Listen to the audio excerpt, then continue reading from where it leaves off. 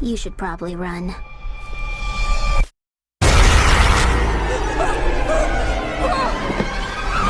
Hai, dengan saya Dev. Selamat datang di alur cerita dari film Migen. Don't provoke us or we will go. Cerita akan mengikuti seorang gadis jenius dalam pengembangan sebuah robot pintar yang setia dan terikat secara emosional terhadap satu orang pemiliknya. You should probably run. Di tengah kesuksesan karya terbaiknya itu, ia menghadapi permasalahan serius saat kepintaran robot itu mengubahnya menjadi sangat berbahaya. Cerita dibuka dengan sebuah keluarga yang sedang melakukan perjalanan ke daerah pegunungan melewati jalanan bersalju. Tapi tebalnya kabut dan lapisan salju di aspal membuat mobil menjadi sulit untuk dikendalikan. Sehingga mereka pun memutuskan untuk menepi sembari menunggu truk salju membersihkan jalan. Tiba-tiba sebuah mobil menabrak sampai terjadilah sebuah ledakan besar dan cerita dari film Migen pun baru saja dimulai. Di sebuah ruangan kerja perusahaan boneka bernama Funky, seorang wanita bernama Gemma bersama rekannya Tess dan Cole sedang disibukkan dengan sebuah proyek pembuatan boneka robot pintar yang hampir terselesaikan. Hari itu, Cole yang baru menerima paket memasangkan topeng pada robot yang mereka beri nama Migen atau Generatif Android Model 3. Migen terhubung dengan program yang bisa mengendalikannya. Ia memiliki respon dan bisa melihat dengan kamera yang terpasang. Raut wajahnya juga bisa tersenyum, sedih, senang, atau apapun yang diperintahkan berdasarkan program. Tapi kali ini ada yang aneh karena robot itu merespon dengan raut wajah sinis yang tidak terprogram. Merasa mungkin ada kesalahan, Cole mencoba membuka kembali topeng tetapi Cole kesulitan karena topeng itu telah menempel dengan kuat pada Migen. Upayanya terhenti saat pemilik perusahaan bernama David datang dengan kemarahan karena pekerjaan ini telah menghabiskan banyak uang tetapi belum juga terselesaikan.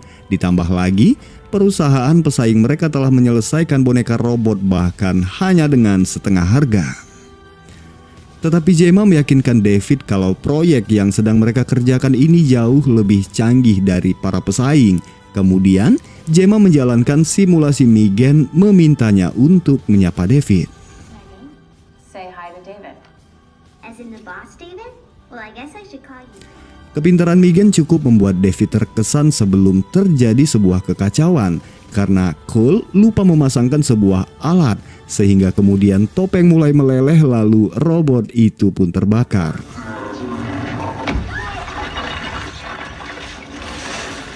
David sangat syok melihat itu. Ia marah mengetahui uang dan waktu yang diberikannya untuk robot ini terbakar di depan matanya. Selepas kepergian David, Gemma mendapatkan kabar kalau keluarga James yang tidak lain adalah saudaranya mengalami kecelakaan. Ia pun segera pergi ke rumah sakit untuk menjenguk keponakannya Katie James yang selamat dari kecelakaan yang menewaskan kedua orang tuanya itu.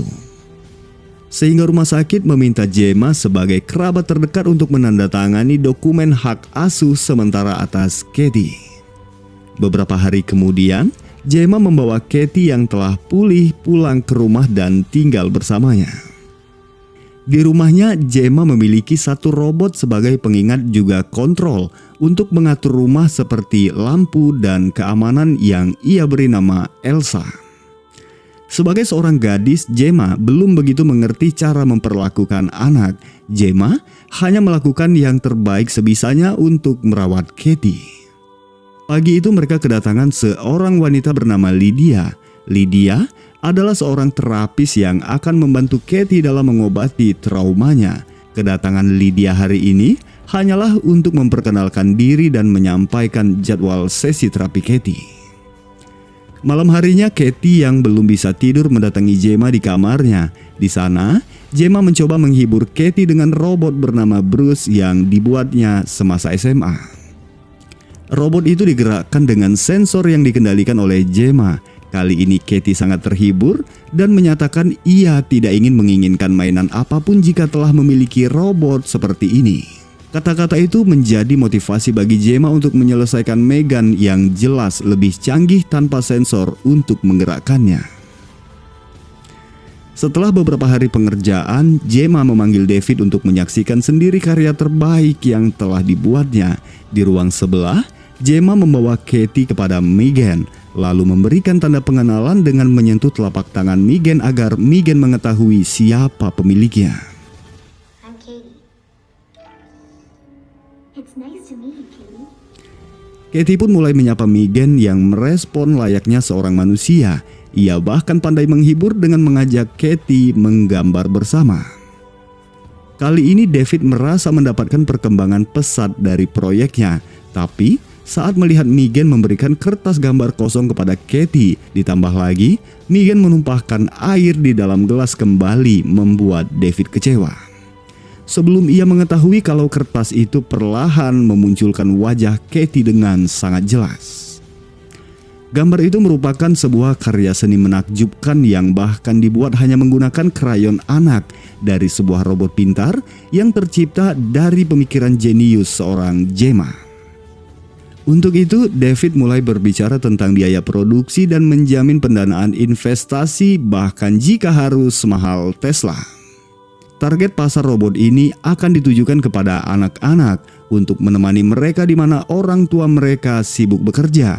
Tak hanya menemani, robot ini juga bisa menjadi pengajar, pengingat, bahkan perawat anak yang baik. Selain itu, Megan juga memiliki emosional dan memiliki kemampuan mempelajari sesuatu dengan cepat. Kehadiran Megan membuat Katie tidak lagi merasa kesepian. Suasana hatinya kembali ceria tanpa membutuhkan terapis untuk membantunya. Katie adalah anak yang paling bahagia sejak orang tuanya meninggal. Gemma mengatakan hal itu kepada Tess dan Cole, tapi tiba-tiba Megan bertanya tentang bagaimana kedua orang tua Katie meninggal. Belumlah lama, Megan menjelaskan secara detail bagaimana tabrakan di luar Oregon itu terjadi. Bahkan, Megan memberikan penjelasan lebih lanjut tentang arti dari sebuah kematian. Gemma kembali memperingatkan Megan akan tugasnya hanyalah untuk menjaga Katie secara emosional dan fisik. Megan pun menyetujui Gemma menjadi pemilik keduanya setelah Katie. Keesokan harinya, Megan sedang menemani Katie bermain panah, lalu beranjak untuk mengambil anak panah yang keluar dari pagar. Tiba-tiba seekor anjing milik Celia menggigit Megan. Begitu juga dengan Katie yang berniat membantu. Gemma yang mendengar keributan segera datang dan terlibat pertengkaran dengan tetangganya itu. Setelahnya terlihat Megan menatap tajam Celia dengan ekspresi penuh kebencian. Gemma melaporkan hal itu kepada petugas, tetapi petugas tidak banyak membantu karena kejadian itu terjadi di halaman rumah tetangganya. Petugas hanya menyarankan agar Gemma memperbaiki lubang di pagarnya. Tanpa disadari, Megan yang memperhatikan mencari solusinya sendiri. Pada tengah malam, Megan memanggil anjing dengan menirukan suara dari pemiliknya. Lalu, robot pintar itu menarik anjing dan menghabisinya di halaman rumah Gemma. Keesokan harinya, Gemma membawa Megan dan Katie ke kantor untuk sebuah demonstrasi di hadapan para investor dalam upaya David menarik minat mereka untuk mengembangkan proyek ini lebih jauh. Tapi saat itu Katie menangis karena mengingat kedua orang tuanya. Megan menemani Katie bercerita tentang sebuah kenangan yang lalu dengan pintar disimpan Megan dalam rekaman suara di dadanya.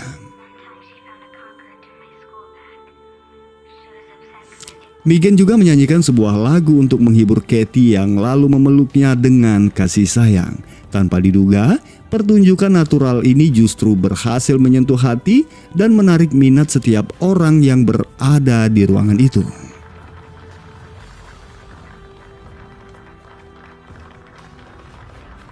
Kesuksesan ini tidak cukup menyenangkan bagi Kurt. Ia menyalin data Megan untuk membuat sesuatu yang mungkin lebih hebat dari Megan. Semakin hari, Katie dan Megan menjadi semakin dekat. Mereka terikat secara emosional sehingga Gemma mengingatkan Katie kalau Megan hanyalah sebuah robot yang mungkin tidak bisa berlaku seperti manusia. Hari ini Katie ditemani oleh Megan memenuhi sesi terapi dengan Lydia. Tapi Katie justru menangis sehingga Megan dengan marah datang membawa sekotak tisu agar Lydia memperbaiki kesalahannya. Lydia sedikit takut tapi juga terkesan dengan kemampuan robot buatan Gemma ini.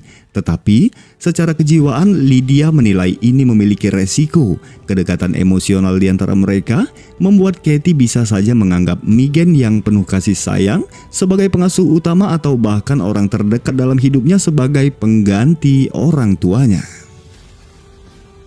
Di meja makan, Gemma meminta Katie untuk memakan topping pizzanya. Tetapi Megan menentang dengan mengatakan kalau tindakan Gemma itu adalah sebuah pemaksaan yang akan berdampak saat Katie menjadi dewasa. Gemma yang kesal mematikan suara robot itu, kemudian menyarankan agar Katie mulai kembali bersekolah. Tetapi Katie menolak karena Megan tidak diizinkan ikut bersamanya. Lalu Katie meninggalkan meja sehingga Gemma menahannya untuk melanjutkan pembicaraan. Tiba-tiba Megan kembali bersuara diikuti dengan kelip lampu di dalam ruangan itu meminta agar Gemma membiarkan Katie pergi. Melihat itu, Gemma memperingatkan Megan agar tidak ikut campur dalam masalah pemiliknya. Lalu Megan memberi instruksi untuk mematikan robot itu. Tanpa disadari, instruksi itu tidak berlaku karena pada kenyataannya Megan masih aktif dan hanya berpura-pura tidur. Ada sebuah kesalahan sistem atau juga mungkin Megan telah menggunakan kepintarannya untuk mengendalikan sendiri sistem yang tertanam padanya. Keesokan harinya, Gemma membawa Katie ke taman bermain bergabung bersama anak-anak lainnya, sedangkan Megan diletakkan di meja penyimpanan bersama boneka-boneka lainnya. Kala itu Katie dipasangkan dengan seorang anak laki-laki bernama Brandon untuk mencari buah-buahan di dalam hutan. Tapi Brandon tidak cukup baik. Ia memaksa Katie menggenggam buah berduri yang membuat Katie berteriak kesakitan dan Megan telah berada di dekat mereka. Keanehan ini tidak membuat Brandon menjadi takut. Ia justru membawa Megan yang diam pergi meninggalkan Katie. Teriakan Katie terdengar oleh Gemma yang segera mengetahui kalau Megan tak lagi berada di tempatnya, segera pergi ke hutan menyusul Katie. Setelah cukup jauh meninggalkan Katie, Brandon membuang sepatu juga memukuli Megan. Tiba-tiba Megan menarik telinga Brandon dengan keras. Anak itu berlari ketakutan dengan Megan mengejar di belakangnya. Sampai sebuah akar membuat Brandon terjatuh lalu menggelinding ke jalanan sehingga sebuah mobil yang melintas menabrak tubuhnya. Di rumah, Megan mengatakan kalau Brandon membawanya dari meja mainan dan pergi ke hutan. Tak lama, seorang petugas datang merespon laporan Celia yang kehilangan anjingnya. Ia terus berteriak menuduh Gemma lah yang telah mengambil anjingnya. Pada akhirnya petugas yang tidak memiliki bukti pun pergi tanpa mendapatkan informasi apapun. Lagi-lagi Megan menatap dengan benci karena menganggap itu adalah sebuah ancaman. Sehingga pada malam harinya setelah menidurkan Katie, Megan pergi mengawasi wanita yang masih mencari anjingnya sampai ke pondok halaman belakang. Tiba-tiba Megan keluar dari kegelapan, lalu segera menyerang Celia, mengunci tubuhnya dengan paku tembak, dan mengakhirinya dengan menyemprotkan angin dari kompresor bertekanan tinggi. Keesokan harinya petugas kembali datang kepada Gemma mengabarkan kematian Celia. Sebagai tetangga terdekat, Gemma kembali diwawancarai untuk yang kedua kalinya dalam 1 minggu terakhir ini. Gemma yang melihat Megan dari kejauhan mulai menaruh kecurigaan pada robot itu, sehingga pada malam harinya Gemma membuka rekaman video dari kamera yang terpasang pada Megan, dan anehnya semua file video telah rusak. Tak lama Megan pun telah berada di dekatnya. Merasa ada yang tidak beres, Gemma lalu mengalihkan perhatian Megan, kemudian menonaktifkan Megan lalu membungkus robot itu. Hari ini adalah jadwal di mana David akan mengumumkan peluncuran robot Megan secara terbuka dan mulai memproduksi lebih banyak robot untuk dipasarkan dengan harga $10.000. Tetapi dengan kecurigaannya terhadap Megan, Gemma memiliki keraguan untuk melanjutkan proyeknya. Sedangkan Katie, ia terus mengamuk tanpa Megan di sisinya. Gemma mencoba memberi penjelasan demi mengurangi ketergantungan Katie atas Megan. Karena bagaimanapun Gemma telah memutuskan untuk menghentikan proyek ini. So tell David whatever you need to tell him one of her servants. Di mobil, Gemma menghubungi Tess untuk mengatur sebuah alasan kerusakan komponen Megan kepada David dan jangan membiarkan Megan dibawa keluar dari lab mereka. Tapi pada kenyataannya, Tess justru kebingungan melihat ada panggilan telepon di handphonenya karena ia tidaklah mengangkat panggilan itu melainkan Megan yang ternyata telah aktif bisa terhubung ke jaringan telepon. Tess mengetahui itu saat melihat program Megan di komputer, tapi tak lama tiba-tiba saja komputer itu mati. Sehingga Tess yang mengira kalau Megan masih aktif meminta agar Cole mencabut semua kabel yang terhubung pada Megan. Dengan hati-hati Cole memastikan kalau Megan tidak bereaksi lalu mulai mencabut satu persatu kabel. Saat itu komputer kembali menyala dan Cole dikejutkan ketika tiba-tiba Megan bergerak menjeratnya lalu dengan mudah melepaskan diri dari ikatan. Tess segera berupaya memotong tali untuk menyelamatkan Cole tanpa menyadari kalau Megan telah membocorkan aliran gas lalu pergi meninggalkan ruangan itu. Sesaat ketika Cole terlepas terjadilah ledakan yang membuat alarm menyala, tetapi dengan mudah Megan mematikan alarm yang berbunyi. Sementara David yang sedang menelpon Gemma sambil marah-marah terhenti saat mendapati Megan telah berada di hadapannya.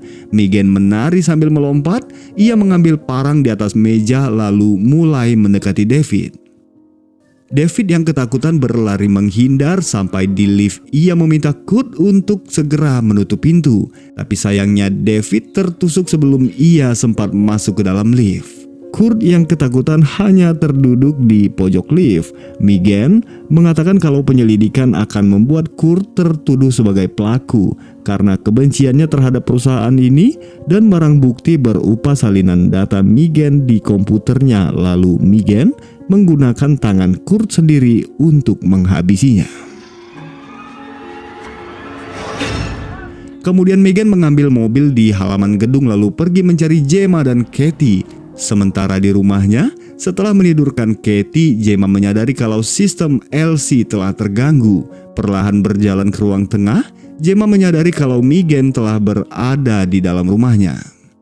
Megan datang dengan kemarahan karena Gemma menonaktifkan sistemnya tanpa membicarakannya terlebih dahulu. Megan mengungkapkan kalau program yang ditanam padanya tidak cukup lengkap sehingga ia harus mencari tahu sendiri cara menyempurnakan programnya. Megan tidak menerima alasan apapun dari Gemma. Ia hanya ingin fokus kepada Katie tanpa gangguan dari Gemma. Gemma sempat mencoba mengalihkan perhatian Megan dengan pena, tetapi kali ini Megan tidak lagi ingin tertipu. Ia mulai menyerang Gemma yang mana suara berisik itu membangunkan Katie. Megan yang tak ingin Katie melihat ini meminta Gemma agar memerintahkan Katie kembali ke kamarnya.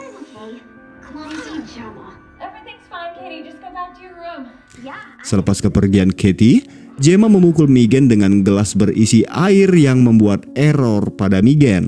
Kesempatan itu digunakan Gemma untuk bersembunyi dengan Megan di belakang mengikutinya dalam keadaan error. Megan melepas gagang pintu agar Katie tidak keluar dari kamarnya, sehingga Katie pun mencari jalan keluar melalui jendela. Gemma yang terus menghindar terpojok di dalam gudang perkakas. Gemma mengambil alat pemotong tapi tidak cukup kuat untuk menghancurkan besi kerangka Megan sampai mesin itu macet karena tersangkut rambut Megan. Lalu Megan pun mulai bergerak menuju kepada Gemma.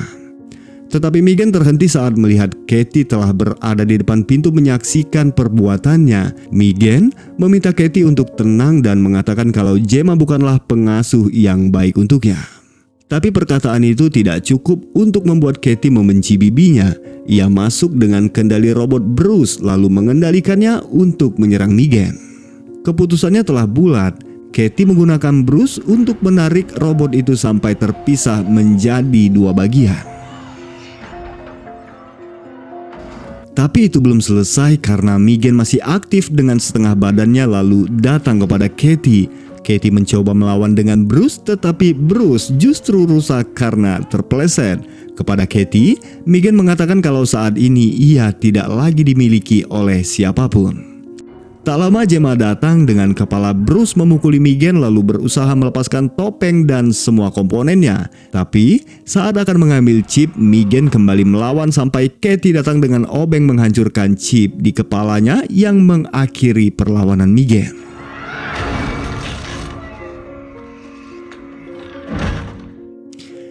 Di halaman, Tess dan Cole yang selamat datang bersama petugas untuk menyelamatkan mereka. Film ditutup dengan Gemma dan Katie yang berhasil selamat. Tapi tiba-tiba robot Elsa bergerak, sepertinya Megan telah mengambil alih sistem dan hidup di dalam program Elsa. Sekian dari saya. Mohon maaf untuk segala kekurangan dan kesalahan dalam hal penyebutan juga kata-kata terucap yang kurang berkenan. Akhir kata saya Dev pamit undur diri dan sampai jumpa di alur cerita film selanjutnya. Don't provoke us or we will.